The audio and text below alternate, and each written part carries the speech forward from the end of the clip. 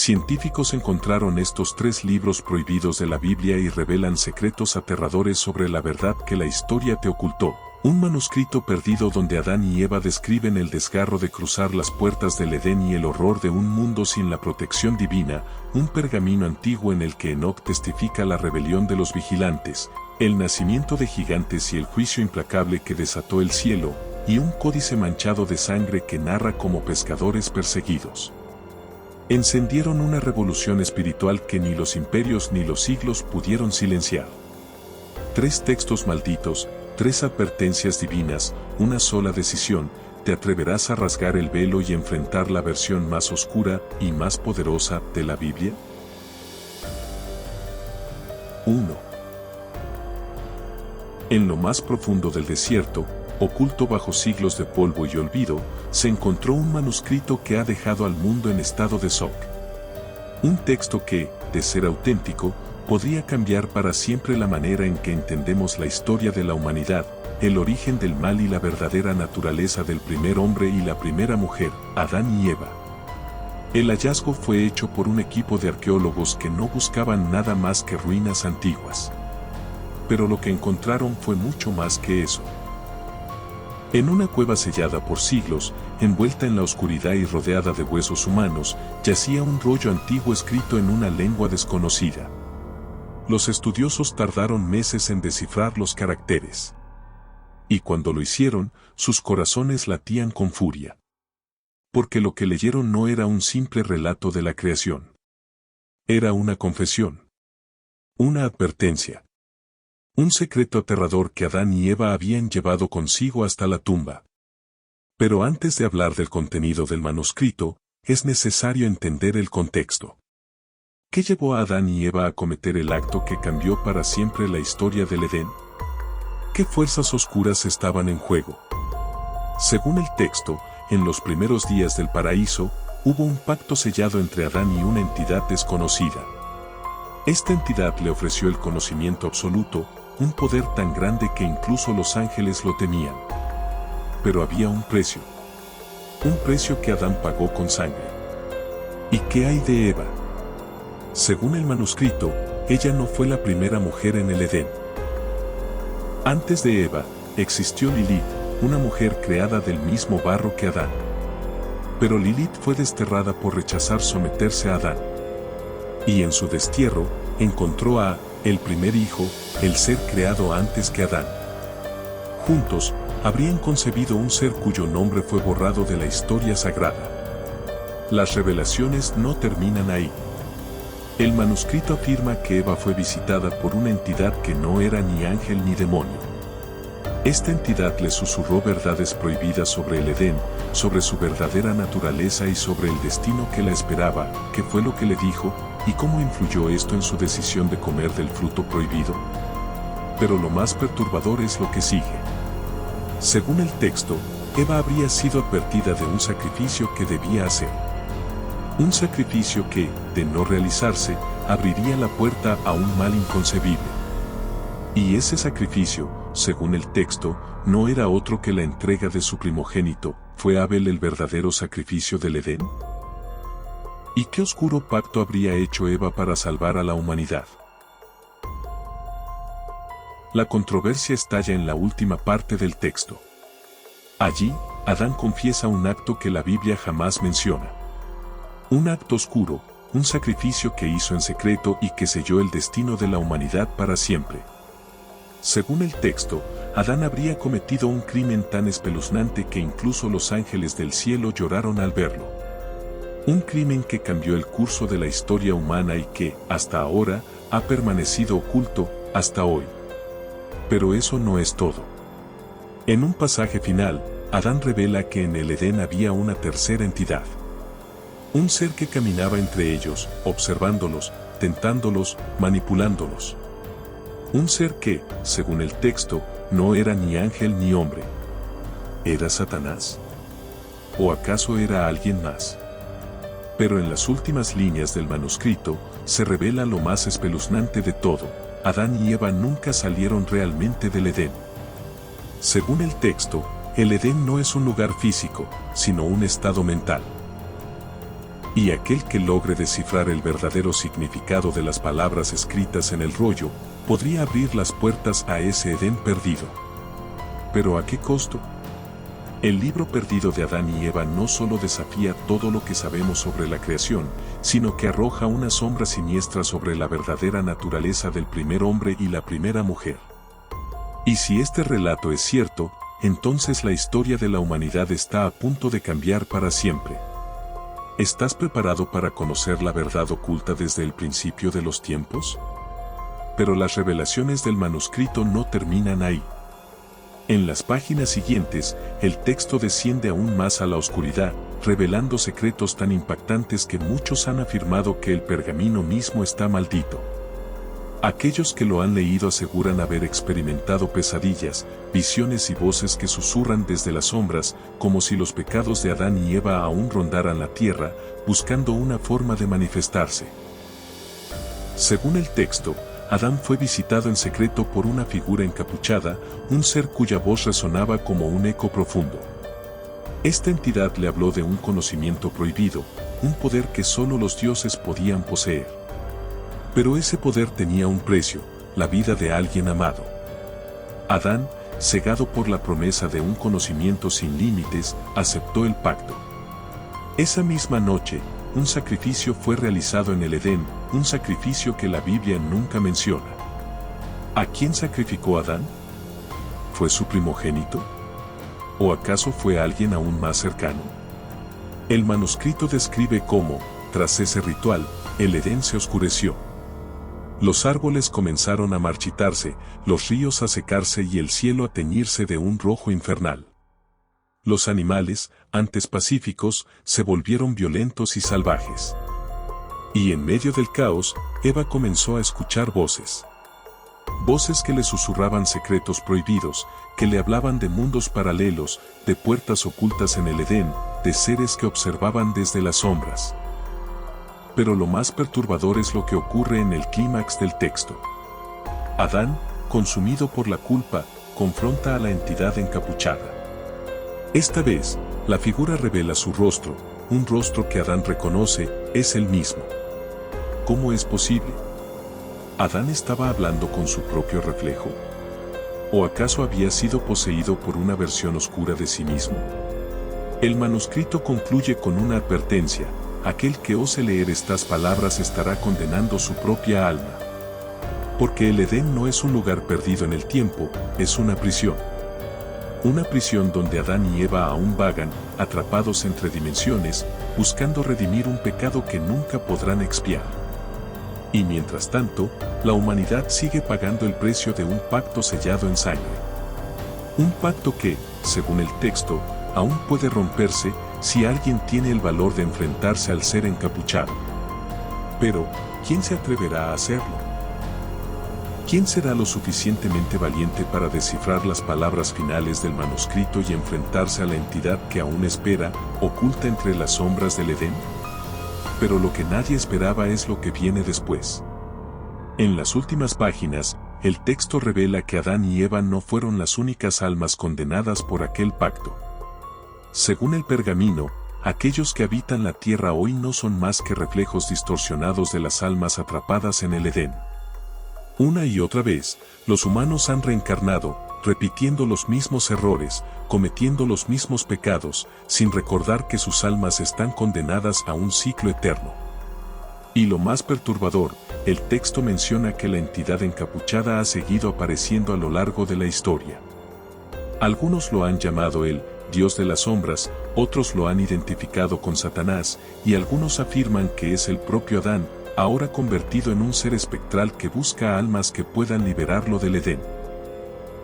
Cada vez que alguien lee el manuscrito, el ciclo comienza de nuevo.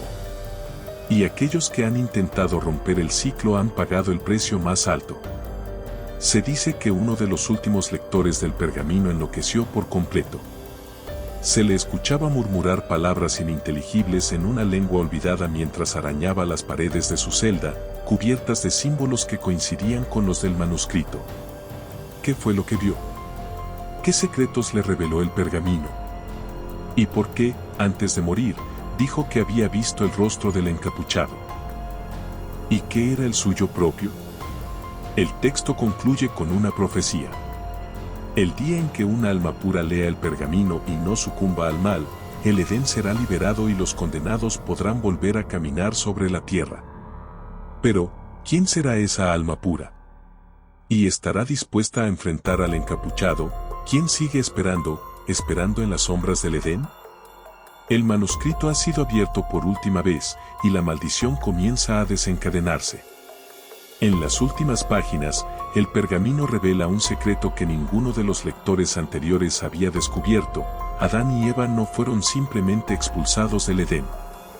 Ellos fueron sellados dentro de él, atrapados en un ciclo eterno de sufrimiento y desesperación. Un ciclo que se repite cada vez que alguien lee el texto maldito. Pero esta vez, algo es diferente. El manuscrito está comenzando a desmoronarse, sus páginas arden en un fuego negro que no consume el papel, pero quema el alma de quien lo sostiene. Los susurros se intensifican. Las voces se convierten en gritos. La entidad encapuchada aparece una vez más, pero esta vez no está sola. Un ejército de sombras emerge del Edén, clamando por justicia, clamando por venganza. Y en el clímax final, el rostro del encapuchado se revela. Es Adán, pero no el hombre que una vez fue. Su rostro está deformado por siglos de culpa y desesperación, sus ojos vacíos y oscuros, reflejando todos los horrores del Edén. Y entonces, él pronuncia las palabras finales.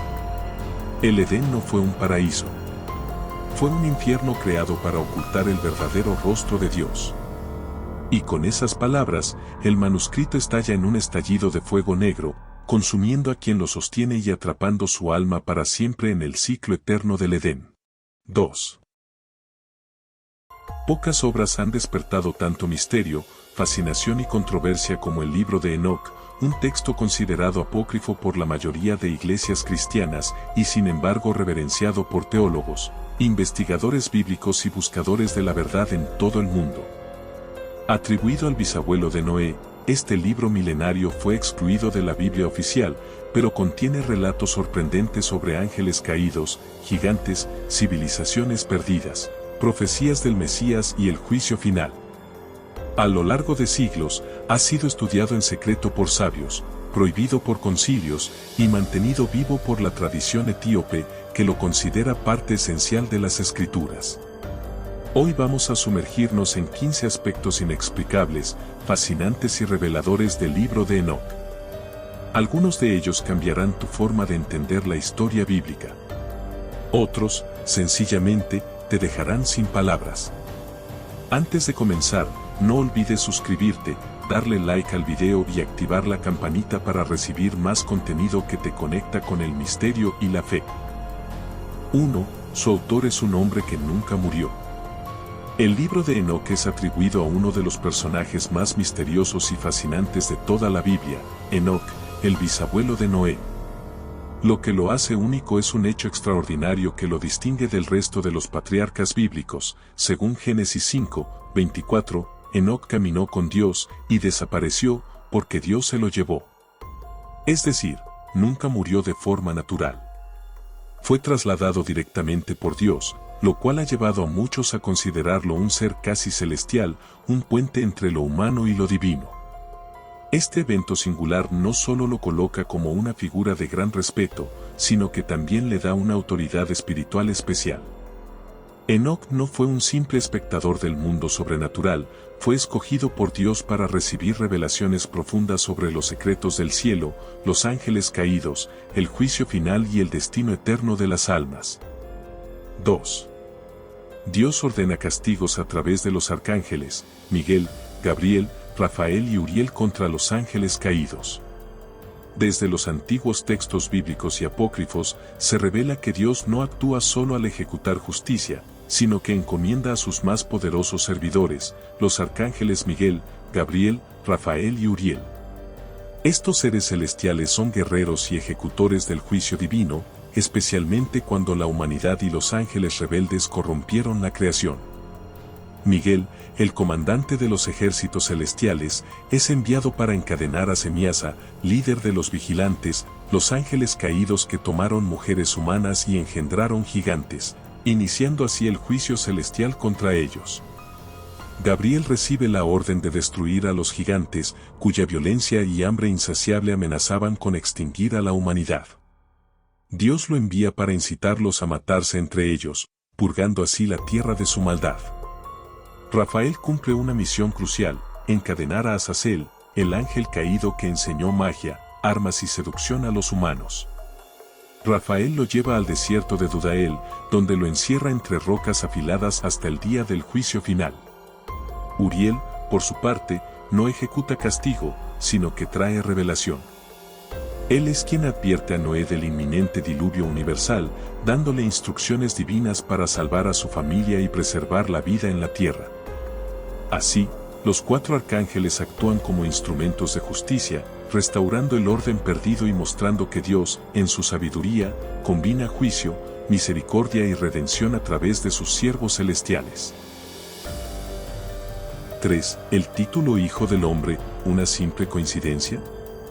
El libro de Enoc, un antiguo texto apócrifo, sorprende al ser el primer escrito conocido donde aparece el título Hijo del Hombre como referencia a un ser celestial.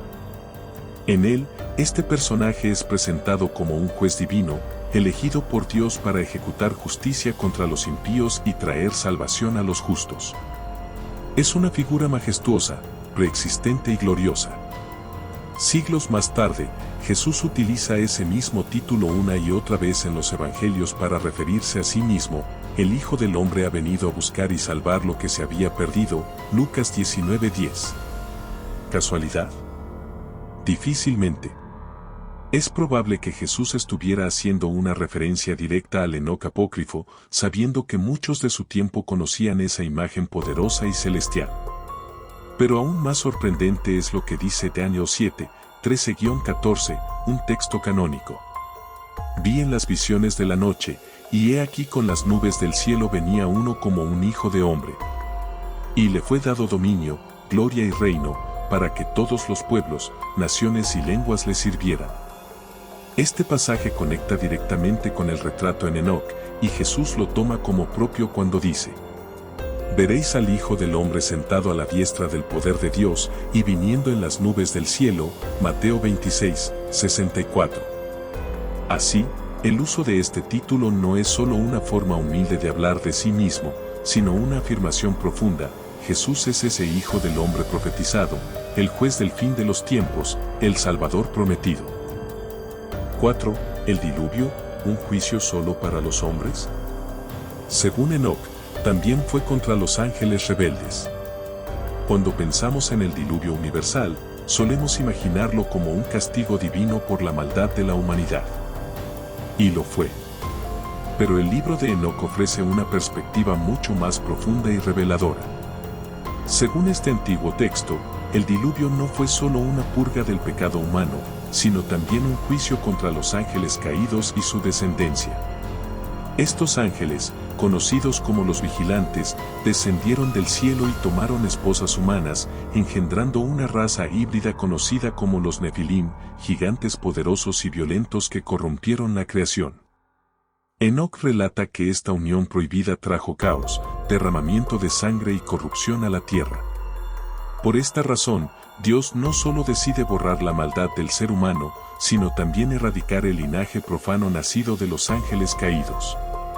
El diluvio, entonces, es una sentencia doble, una limpieza del mundo humano, y a la vez, una condena celestial contra los rebeldes del cielo y sus hijos. Esto da una nueva dimensión al relato del Génesis, donde dice: había gigantes en la tierra en aquellos días, cuando los hijos de Dios se unieron con las hijas de los hombres, Génesis 6:4. Y continúa: y vio Dios que la maldad del hombre era mucha en la tierra, y dijo: traeré de sobre la faz de la tierra a los hombres que he creado, Génesis 6, 5-7. 5. Una de las secciones más fascinantes del libro de Enoc es el libro astronómico, también llamado el libro de las luminarias celestes. En esta parte, Enoc recibe revelaciones directamente del arcángel Uriel, el ángel encargado de los cuerpos celestes y del orden del universo. Uriel no solo guía a Enoc a través de visiones celestiales, sino que le enseña los secretos del cielo que los hombres comunes jamás habrían podido comprender sin intervención divina. El texto presenta un sofisticado calendario solar de 364 días, que se divide en 4 estaciones de 91 días cada una, con semanas perfectamente simétricas de 7 días. A diferencia del calendario lunar de 354 días que usaba el Templo de Jerusalén, este calendario solar permitía un ciclo ritual más exacto y constante, sin desviaciones. Para los autores del texto, esto no era solo una preferencia astronómica, representaba el verdadero orden divino del tiempo, el calendario que Dios estableció desde la creación del mundo. Lo sorprendente es que este calendario fue adoptado y defendido por la comunidad de Qumrán, los mismos responsables de conservar los manuscritos del Mar Muerto. Ellos consideraban que el calendario lunar estaba corrompido y que seguir el ciclo solar era fundamental para mantener la pureza del culto. Esta visión también aparece en el libro de los Jubileos, donde se afirma que cualquier desviación del calendario solar es una forma de rebelión contra Dios. Además del calendario, el libro astronómico ofrece una descripción asombrosa del funcionamiento del universo. Uriel le muestra a Enoc cómo el sol entra y sale por 6 portales ubicados en el horizonte oriental y occidental. A lo largo del año, el sol cambia de portal, lo que genera las estaciones y el movimiento aparente en el cielo. También se describen con detalle los ciclos lunares, los vientos cardinales y los movimientos de las estrellas errantes, probablemente una referencia a los planetas. Pero lo más impactante es la idea de que el conocimiento astronómico tiene una dimensión espiritual y profética. Según el texto, los días, los meses y los años no son simples unidades de tiempo, sino signos sagrados.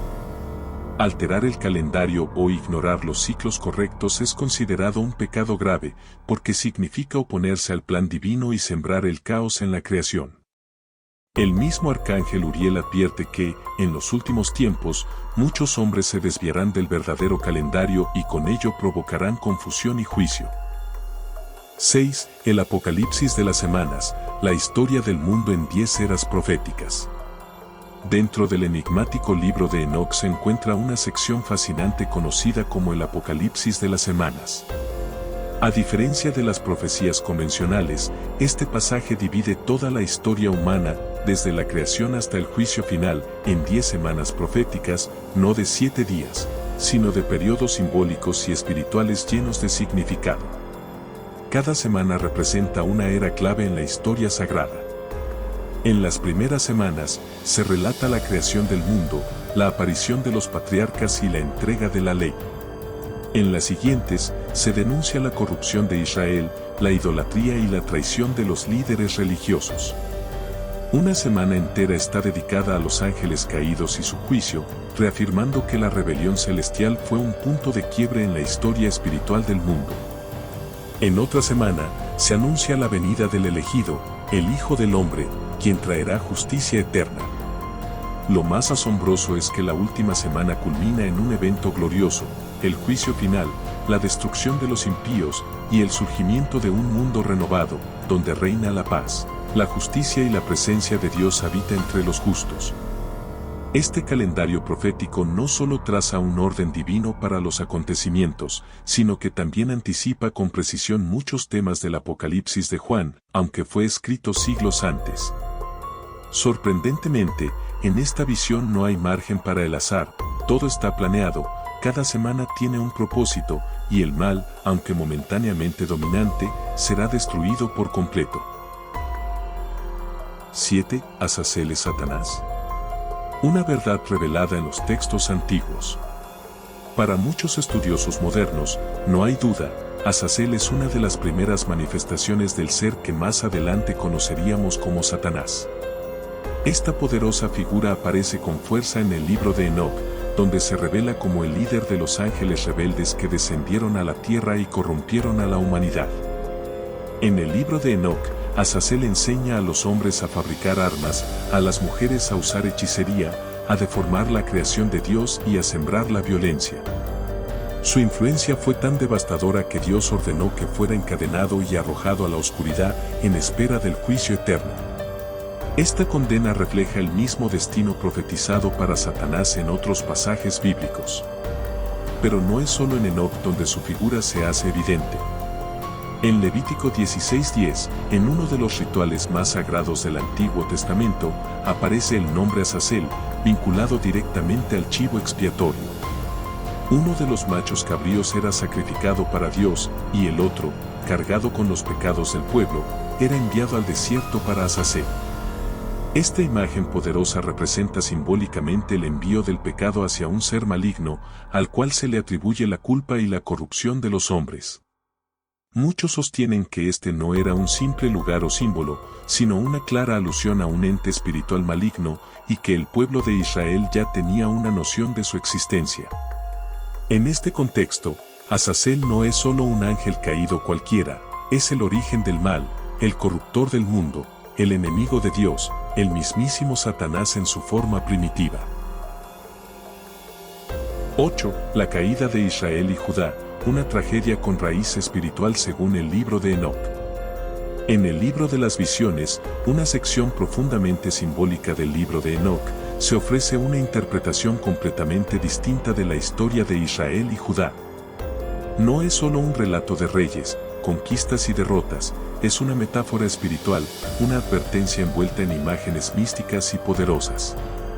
En esta visión, las 12 tribus de Israel no son presentadas como pueblos o naciones, sino como ovejas, guiadas por pastores, los líderes religiosos y profetas, bajo el cuidado de Dios, el gran pastor. Sin embargo, con el tiempo, muchas de estas ovejas se vuelven rebeldes, siguen sus propios caminos, desobedecen la voz divina y se entregan a la idolatría y a la corrupción moral. Entonces, entran en escena los símbolos más oscuros, hienas, lobos y cuervos, representaciones de los imperios enemigos como Asiria y Babilonia, que vienen a devorar a las ovejas descarriadas. Las tribus del norte, el reino de Israel, caen primero, devoradas por las bestias. Luego, el reino de Judá, pese a las advertencias, sigue el mismo camino, y su destrucción también es sellada. Lo impactante de esta visión es que Enoc no describe estos eventos como simples consecuencias geopolíticas, sino como un castigo espiritual por la infidelidad del pueblo hacia Dios. La derrota no nace del poder militar enemigo, sino del abandono del pacto sagrado. Es un mensaje claro: cuando el pueblo olvida a su Creador, incluso las naciones más fuertes pueden caer. 9. El saqueo del templo de Salomón, una tragedia contada con bestias salvajes. En el libro de Enoc, la destrucción del templo de Salomón no es narrada como un simple episodio histórico, sino como una tragedia espiritual de dimensiones cósmicas. El templo, el corazón de la fe israelita y símbolo de la presencia de Dios entre su pueblo, es representado como una imponente torre blanca en medio de un vasto rebaño. Pero esa torre no cae por accidente. Es arrasada brutalmente por leones, tigres y jabalíes, símbolos proféticos de los invasores babilonios. No se trata solo de soldados y ejércitos, son bestias salvajes guiadas por la ira divina, permitidas por Dios como castigo por la corrupción, la idolatría y la rebelión del pueblo. Enoc no deja espacio para interpretaciones débiles. El templo fue profanado porque el pueblo abandonó la justicia y traicionó el pacto con su Creador. La caída de la torre sagrada fue el juicio de Dios hecho visible, un acto contundente y justo. Las bestias no destruyen por simple violencia, sino porque el trono de lo santo fue contaminado desde dentro. 10. Una parte particularmente fascinante de la epístola de Enoc es la visión del nacimiento de Noé, descrita de una manera que se aparta radicalmente de los relatos tradicionales.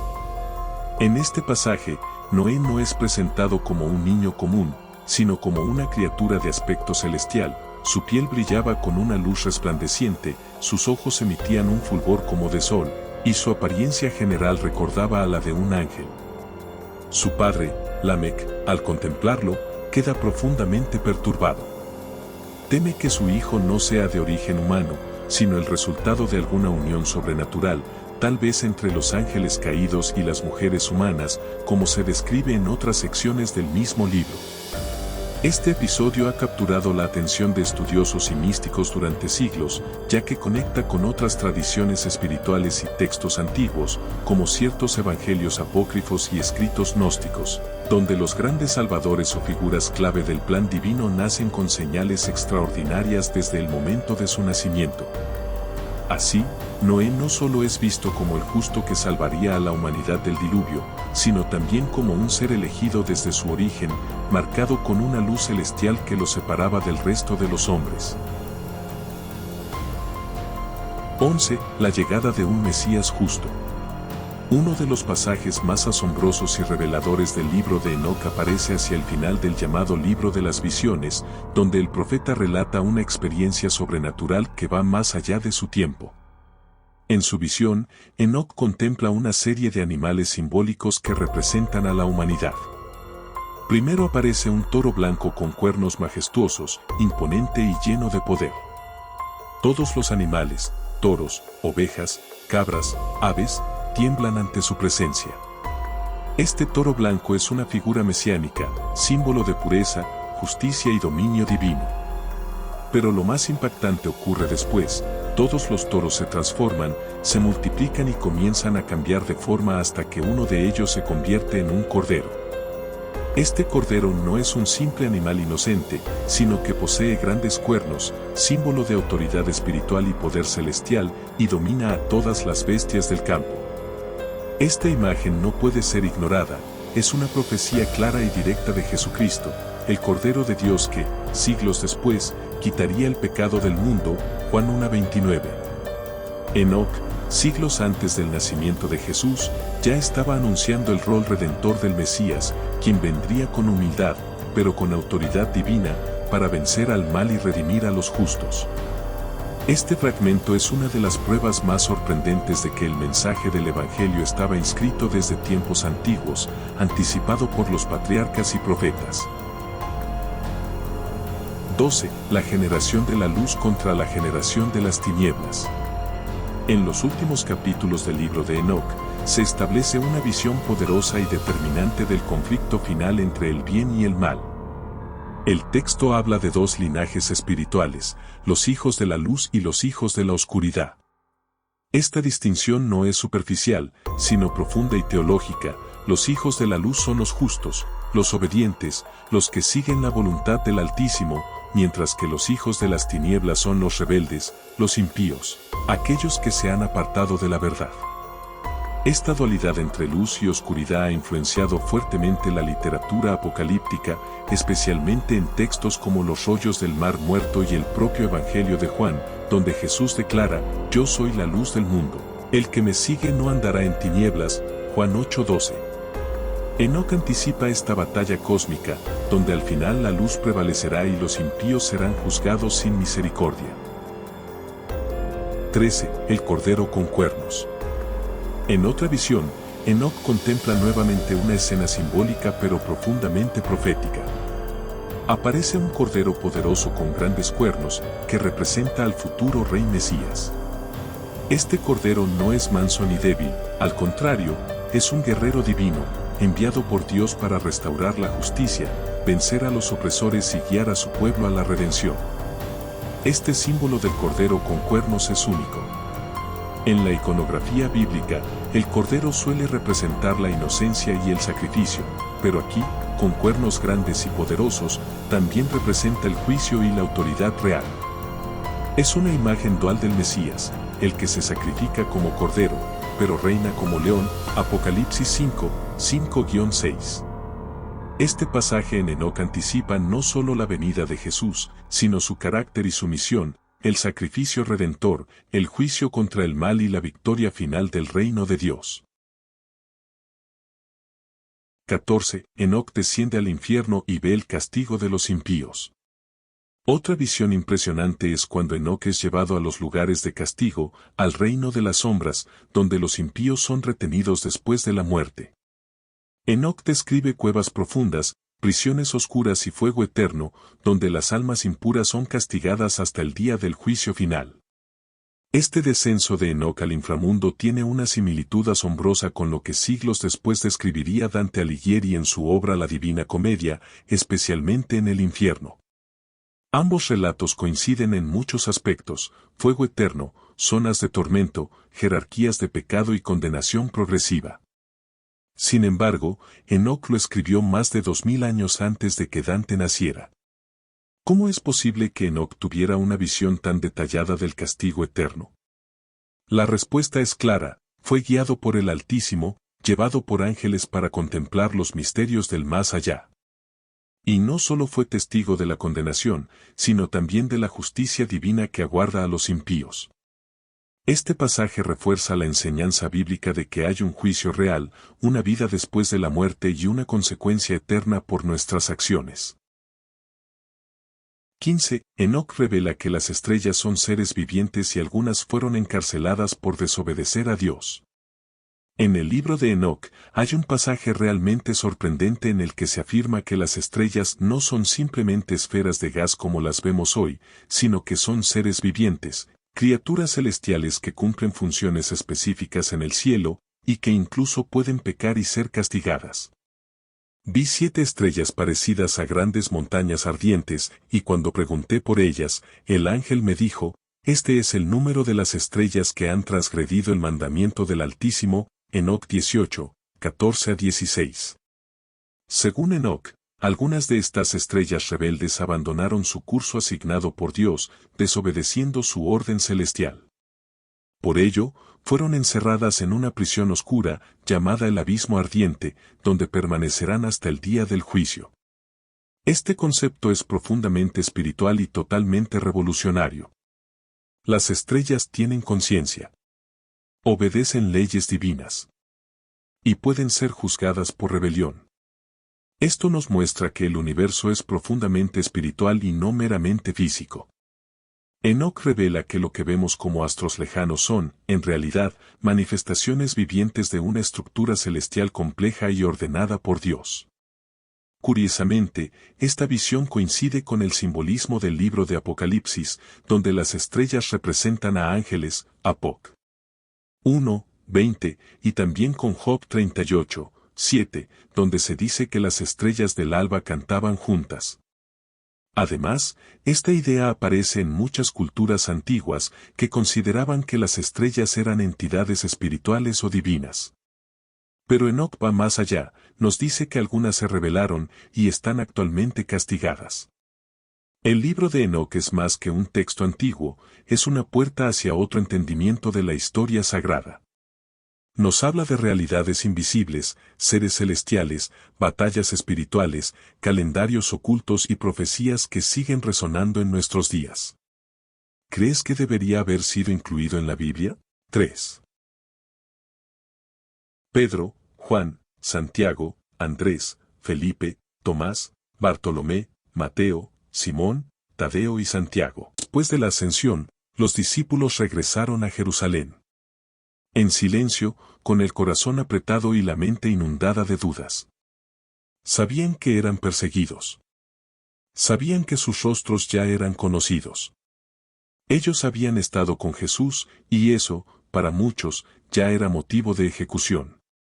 Cerraron las puertas del aposento alto, un lugar escondido, lejos del bullicio.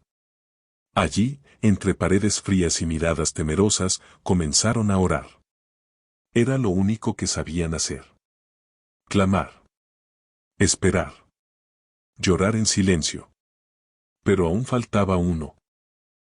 El traidor se había ido, y el círculo debía completarse.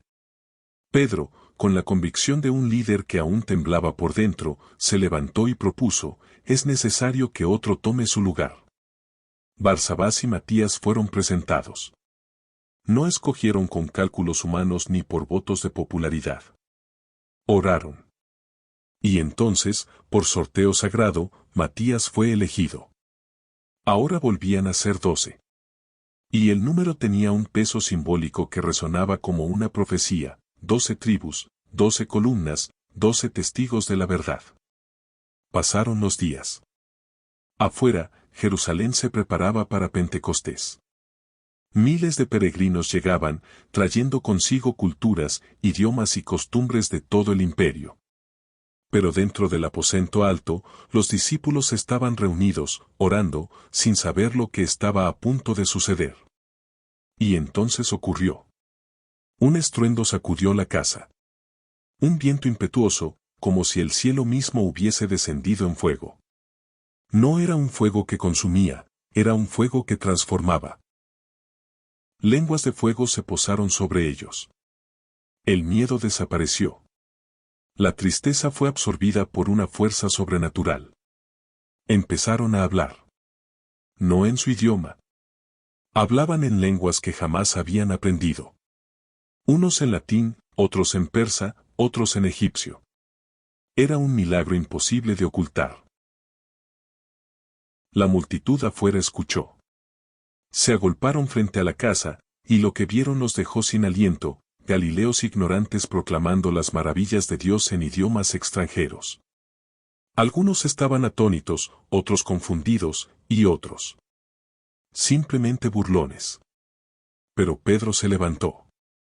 Y ya no era el mismo hombre que negó a Jesús. Era otro. Con el rostro encendido por el Espíritu, alzó la voz y proclamó: esto es lo que el profeta Joel anunció. Dios ha derramado su Espíritu sobre toda carne. Y habló de Jesús, de su muerte, de su resurrección. Y las palabras atravesaron los corazones como espadas. El pueblo quedó en silencio. Luego, una pregunta brotó: ¿qué debemos hacer? Pedro respondió con poder: arrepentíos. Sed bautizados. Y recibiréis el don del Espíritu Santo. Esa misma tarde, 3,000 personas se unieron a ellos. 3,000 almas transformadas en un solo día. La iglesia había nacido. Pero con el crecimiento vino la persecución. En el templo, Pedro y Juan encontraron a un hombre cojo de nacimiento. Le pidieron que los mirara. No tengo oro ni plata, pero lo que tengo te doy, en el nombre de Jesús, levántate y anda. El hombre caminó. Corrió. Saltó. Entró al templo glorificando a Dios. Y la ciudad estalló. La multitud no podía creer lo que veía. Los líderes religiosos se enfurecieron. Arrestaron a Pedro y Juan. Los llevaron ante el mismo Sanedrín que había condenado a Jesús. Pero esta vez, los discípulos no retrocedieron. No hay otro nombre bajo el cielo en el que podamos ser salvos, declararon. Fueron azotados. Humillados. Amenazados. Pero salieron sonriendo. Habían sido dignos de sufrir por Cristo. Y mientras los sacerdotes conspiraban, la iglesia seguía creciendo. Compartían todo. Vendían sus posesiones. Comían juntos. Oraban sin cesar. Eran una familia unida por el Espíritu. Pero no todo era perfecto. Ananías y Zafira mintieron. Fingieron una entrega total, pero guardaron parte para sí. Pedro los confrontó. Murieron en el acto. El temor de Dios llenó la comunidad. No era un juego. Dios estaba presente y su juicio era real. Y mientras los milagros crecían, sombras que sanaban, enfermos restaurados, demonios expulsados, también crecía el odio. Los apóstoles fueron encarcelados de nuevo. Pero en la oscuridad de la noche, un ángel del Señor los liberó. Al amanecer, ya estaban otra vez en el templo. Cuando fueron llevados ante el Sanedrín, Pedro, con la valentía que solo el Espíritu da, proclamó: es necesario obedecer a Dios antes que a los hombres. Querían matarlos. Ya habían matado a Jesús. ¿Por qué no hacer lo mismo con sus seguidores? Pero un fariseo llamado Gamaliel se levantó y pronunció palabras que resonaron como una advertencia profética: si esto es de hombres, se desvanecerá. Pero si es de Dios, no podréis detenerlo. No sea que os halléis luchando contra Dios mismo. Fueron azotados, sí. Pero salieron con el rostro en alto. Y no dejaron de predicar. Con el crecimiento llegaron desafíos internos. Disputas entre hebreos y helenistas. Quejas. Injusticias. Pero también sabiduría. Los apóstoles nombraron a 7 hombres para servir, entre ellos Esteban, lleno de fe y poder. Predicaba con tal autoridad que nadie podía contradecirlo. Los enemigos tramaron su destrucción. Fue arrestado y acusado falsamente. Ante el Sanedrín, Esteban no retrocedió. Contó la historia de Israel, la dureza de su corazón, la resistencia al Espíritu Santo. Y luego, los miró a los ojos y los acusó de haber matado al justo. Fue demasiado. Las piedras volaron. Esteban cayó. Pero con su último aliento clamó, Señor, no les tomes en cuenta este pecado. Y así murió. El primer mártir de la iglesia, mientras un joven llamado Saulo observaba con ojos fríos, sin saber que aquel momento marcaría su destino para siempre. El cuerpo de Esteban yacía inmóvil, cubierto de polvo y sangre, mientras la multitud se disolvía entre murmullos, y los jueces del Sanedrín se alejaban con el alma aún ardiente de rabia. Pero entre todos los presentes, hubo uno que no lanzó piedra alguna, y sin embargo, fue más culpable que muchos. Su nombre era Saulo de Tarso. Joven, brillante, celoso de la ley, fariseo educado a los pies de Gamaliel, y convencido de que su misión era erradicar aquella nueva fe que comenzaba a amenazar la estructura milenaria del judaísmo. Mientras otros se dispersaban, Saulo permanecía de pie, custodiando los mantos de los que habían matado a Esteban. Aprobando su muerte. Justificándola en su mente como una ofrenda santa. Y así, con los ojos llenos de fuego, Saulo se convirtió en el rostro del terror para los primeros creyentes. Jerusalén comenzó a arder, no con fuego visible, sino con persecución brutal. Casa por casa, hombre por hombre. Saulo entraba a los hogares de los creyentes, los sacaba a la fuerza, los humillaba, los arrastraba por las calles. Mujeres golpeadas. Ancianos condenados. Jóvenes encerrados. El nombre de Jesús era suficiente para ser arrestado. Muchos fueron obligados a renunciar a su fe bajo tortura. Otros, simplemente desaparecieron. Era una casa santa. Pero, mientras más fuerte era la persecución, más rápido se extendía la fe. Como si la sangre derramada se convirtiera en semilla. Y así, por temor, muchos huyeron de Jerusalén. Pero lo que Saulo no sabía, era que al dispersar a los cristianos, estaba cumpliendo, sin querer, las palabras del Maestro, seréis mis testigos, en Jerusalén, en Judea, en Samaria y hasta lo último de la tierra. Entre los que escaparon estaba Felipe, uno de los 7 diáconos. No huyó por cobardía, sino por estrategia divina. En Samaria, comenzó a predicar, y lo imposible sucedió, los samaritanos, enemigos históricos de los judíos, empezaron a convertirse. Enfermos sanados, demonios expulsados, multitudes impactadas. Felipe se convirtió en un evangelista poderoso. Fue allí donde ocurrió un hecho insólito, un mago llamado Simón, famoso por sus hechizos y manipulación, quedó deslumbrado por el poder real del Espíritu Santo. Se bautizó. Pero no por fe, sino por ambición. Y luego, cometió un error que cambiaría su destino para siempre, ofreció dinero a los apóstoles para comprar el poder de impartir el Espíritu. Pedro, al escuchar semejante propuesta, lo fulminó con sus palabras, tu dinero perezca contigo.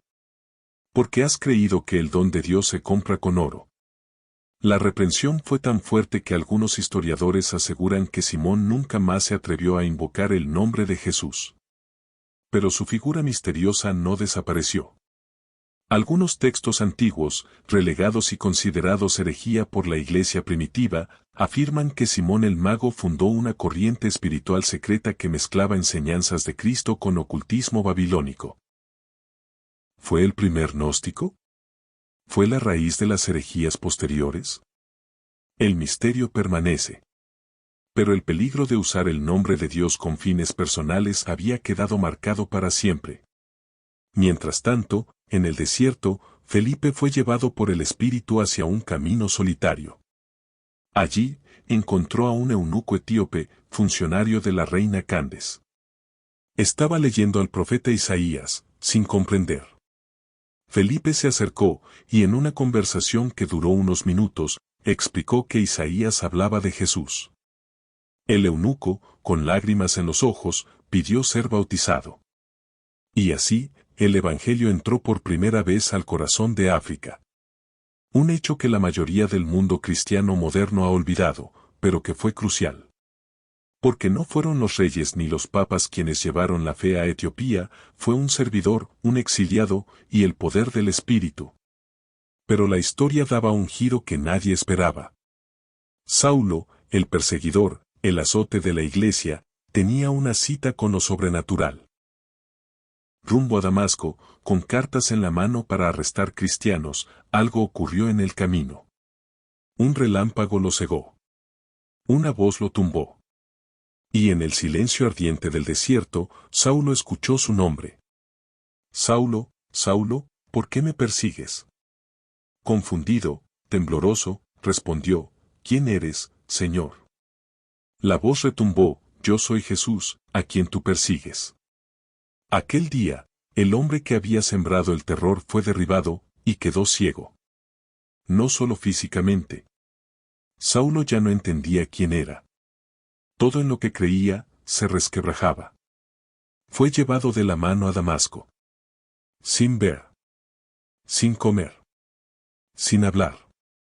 3 días en oscuridad. 3 días de silencio. 3 días que parecían eternidad. Pero Dios ya tenía preparado a alguien, Ananías. Un creyente temeroso. Cuando el Señor le habló en visión y le dijo que fuera a orar por Saulo, Ananías se estremeció. Señor, ¿tú sabes quién es ese hombre? Pero la respuesta fue clara, él es instrumento escogido para llevar mi nombre ante reyes, gentiles e hijos de Israel. Y Ananías obedeció. Entró. Puso las manos sobre el enemigo de la iglesia, y le llamó hermano. Las escamas cayeron de los ojos de Saulo. Fue bautizado. Y el perseguidor se convirtió en apóstol. Fue uno de los giros más escandalosos e incomprensibles de la historia. Saulo, el asesino, el que aprobó la muerte de Esteban, ahora predicaba a Jesús como el Hijo de Dios. Muchos no le creían. Algunos pensaban que era una trampa. Otros querían matarlo. Y así comenzó su vida como fugitivo, perseguido por los que antes eran sus aliados, y rechazado por los que ahora eran sus hermanos.